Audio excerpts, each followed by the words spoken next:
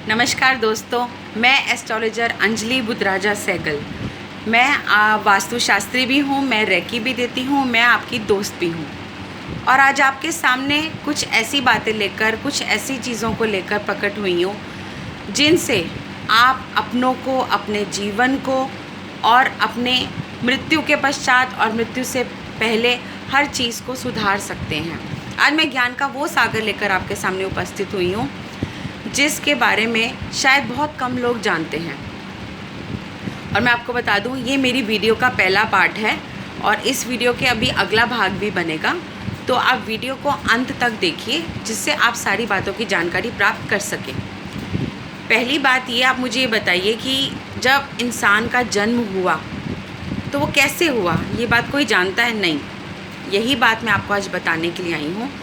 जब भगवान नारायण ने हमारे मनुष्य शरीर का जन्म किया, जीव की उत्पत्ति की, तो उस जीव में सबसे पहला जीव मनुष्य शरीर ही था, जिसके अंदर उन्होंने अपने शरीर से हमारे शरीर की उत्पत्ति करी।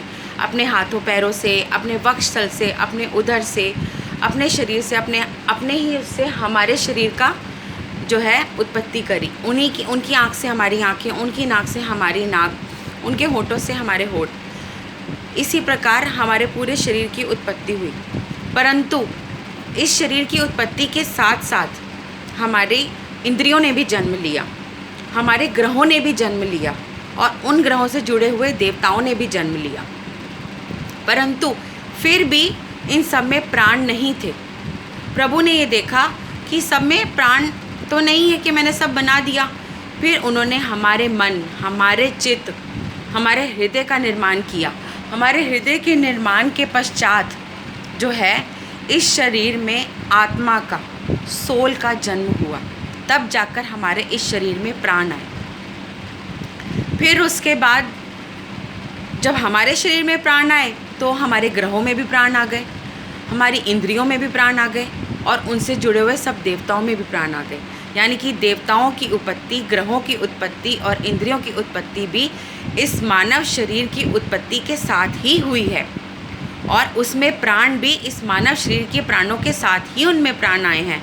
जब इंसान मर जाता है तो उसके सभी ग्रह, इंद्रियां, नक्षत्र, उनके सभी देवता जो हैं वो भी उतने ही मृत और शांत हो जाते हैं। वैसे तो वो जीवित हैं, पर उस शरीर से जुड़े हुए जो देवता ग्रह होते हैं वो सब मृत हो जाते हैं, इंद्रियां मृत हो जाती हैं। ये ज्ञान स्वयं साक्षात भगवान नारायण ने श्रीमद् भागवत सुख सागर में इसका बखान किया है। स्वयं उन्होंने इस अपने मुख से बताया है कि इंसान के शरीर की उत्पत्ति कैसे हुई। तो ये था इसका पहला पार्ट। और आज मैं आपको एक रेमेडी देना चाहूँगी इसी से रिलेटेड कि आप किस प्रकार अपनी आत्मा को जो है वो शुद्ध कर सकते हैं। जो इंसान सुबह उठकर आँख बंद करके अपने ही बिस्तर पर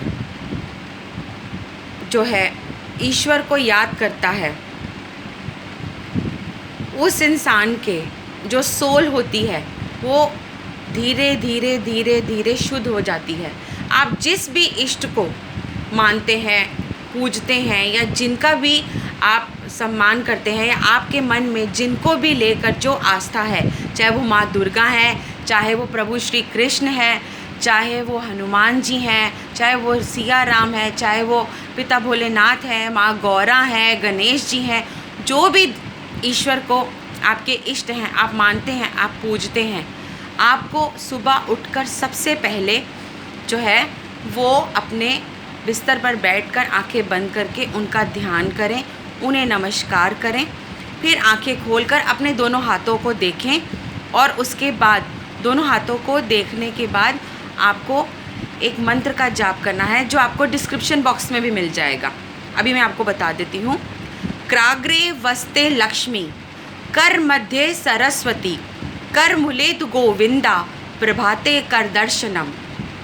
यानी कि हमारी उंगलियों के ये उग्र भाव पर जो है क्राग्रे वस्ते लक्ष्मी, बीच में कर मध्य सरस्वती, नीचे कर मुलेतु गोविंदा, प्रभाते कर दर्शनम। सुबह उठकर आप अपने हाथों में जो है इन तीनों का जो है वास होता है हमारे हाथ में, इन तीनों के दर्शन कीजिए। उसके पश्चात आप अपने बिस्तर से उठिए। इस रेमेडी को आप रोज़ करना शुरू कीजिए। आप देखिए आपका मन अंदर से धीरे धीरे शांत होना शुरू हो जाएगा। इसी वीडियो से रिलेटेड अगला पार्ट जल्द ही बनाऊंगी और आपके सामने उपस्थित हो जाऊंगी। इस पार्ट के अगले जो है उसको क्या कहते हैं, मुझे शब्द याद नहीं आ रहा है, अगले प्रसंग को लेकर, जिससे आपका ज्ञान और बढ़ सके और एक ऐसी रेमेडी आपको मिल सके जिससे आप अपनों का, जो आपके पितृ हैं उनका और जो आपके साथ रह रहे हैं सबका उद्धार आप स्वयं कर सकें। जय माता दी।